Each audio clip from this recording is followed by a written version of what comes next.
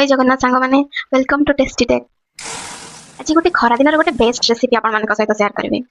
2 cup क्षीर को कड़ाई रे आमे गरम होगा छाड़ीदबा। आउ एबे किछि बड़का ब्रेड थिला तार साइड गुडा को एमती अलगा कर दे के ताको छोट छोट पीस करके काटी नबा।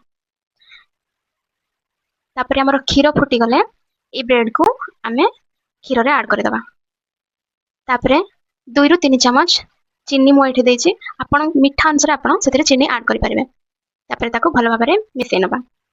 एबे 2 चम्मच कस्टर्ड पाउडर देके आमे सेतरे ऐड करके एमते ताको भलो भाबरे 5 मिनिट पर्यंत मिसै नबा। याको एबे आमे ठंडा हबा पई छाडी दबा।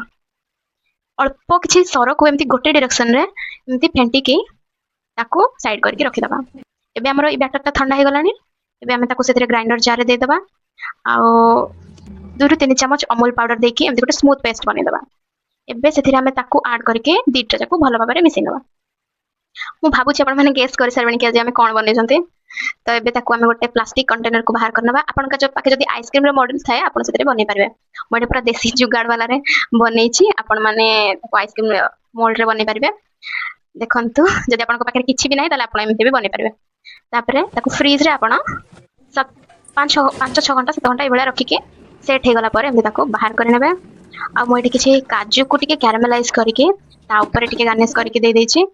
तापरे आपण याको टेस्ट करिवे बनेबे घरे केमते हैला मते निश्चय जणैबे। टेस्ट किंतु बहुत बढ़िया थिला। आपण भी बनांतु घरे और एन्जॉय करंतु।